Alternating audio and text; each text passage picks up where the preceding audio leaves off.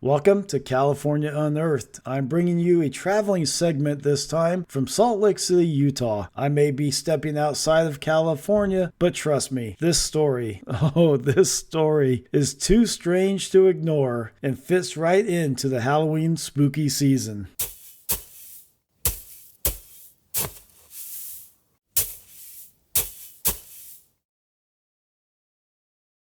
Welcome to the largest city-owned cemetery in the United States, the Salt Lake City Cemetery, a place of quiet peace and endless names, stretching across more than 120 acres, holding over 130,000 souls. Yet tucked away in the far northeastern corner, one grave refuses to rest quietly. Its inscription sends a chill down the spine of nearly all who read it. Lilly Edith Gray.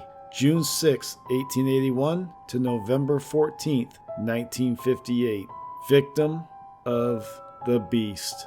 666. For decades, this single headstone has drawn the curious, the fearful, and the fascinated alike.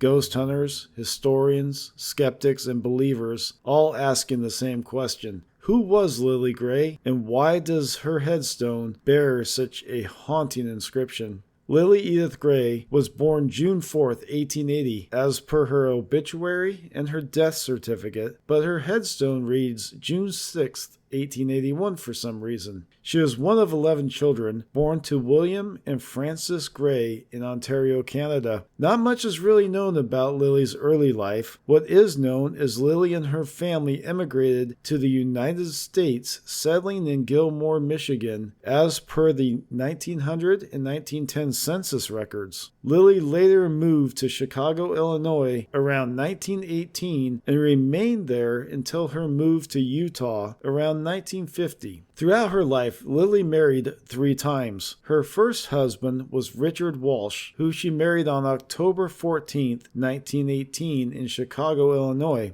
After Richard's death in 1925, she would marry again to Frank Zimmerman on October 22, 1926, also in Chicago, Illinois. After Frank's passing in 1943, Lilly married one last time on July 10th of 1952 to a man named Elmer Gray in Elko, Nevada. Lilly and Elmer lived in a house at 1216 Pacific Avenue in the Poplar Grove area of Salt Lake City. On November 14, 1958, Lilly slipped quietly away from this life in a Salt Lake City hospital of natural causes after about a week in the hospital. No foul play, no curse, no dark rituals, just a peaceful end to a long life. Despite numerous theories and speculation of witchcraft, Ouija board seances, and the crossroad deals with the devil, her obituary simply read, Mrs. Lilly Edith Gray, 78, 1216 Pacific Avenue,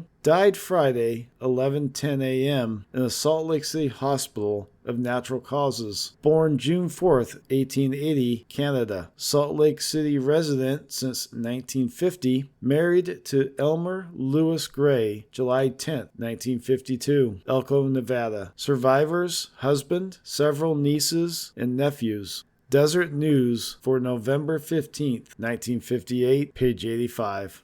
So if that's the case, what's with the creepy inscription, and what does it mean to be a victim of the beast, 666? Well, the answer, it seems, lies not with Lilly herself, but with her husband Elmer Gray. Elmer Lewis Gray was born March 12, 1881 in Foster, Missouri, to Matthew and Mary McLaughlin Gray. Elmer was not the model citizen, far from it, but instead a career criminal. He spent years drifting in and out of state-to-state prisons, Nebraska, Missouri, Oklahoma, and Colorado. By 1937, at the age of 56, Elmer was living in Salt Lake City under the name of Woodrow Lamb. On August 16, 1937, Elmer was sentenced to up to 20 years for burglary in the second degree, in which he pleaded guilty. While behind bars, Elmer began to unravel mentally. Each year of his incarceration, he wrote strange letters to the Utah Board of Pardons, claiming he had been, quote, kidnapped by 5 Democratic officials and demanded what he called, quote, an end to his forced termination. His paranoia was intense, a window into a mind gripped by delusion. He ultimately served 11 years and was released on July 11, 1948.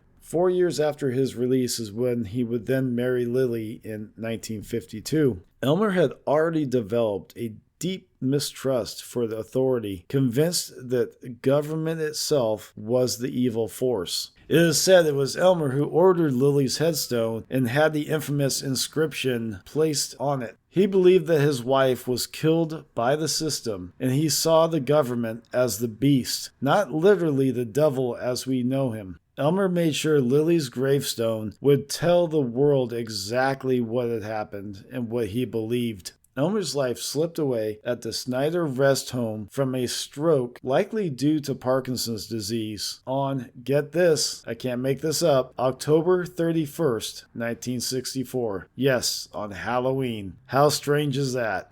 Even in death, the eerie timing of it all adds to the myth. When Elmer was buried, Lilly's family made it very clear they did not want him anywhere near her, and so Elmer was then buried on the opposite side, far away from Lilly, here at Salt Lake City Cemetery, forever apart from the woman whose name he turned infamous and turned into a mystery. And that's how one simple headstone became a local legend, a riddle carved in stone that still sends shivers down the spines of everyone today who reads it. So the next time you walk through the Salt Lake City Cemetery and come across the grave marked Victim of the Beast 666, remember, it's not a story of witchcraft or of the devil. It's a story of grief, paranoia, and a man who believed he was fighting monsters. And maybe in his own mind, he was. That's it for this episode of California Unearthed from Salt Lake City Cemetery. Hopefully you guys enjoyed learning about Lilly Gray and the strange inscription on her headstone. If you did, smash the like button, subscribe if you guys haven't subscribed, comment down below what you think, and we'll see you guys on the next adventure.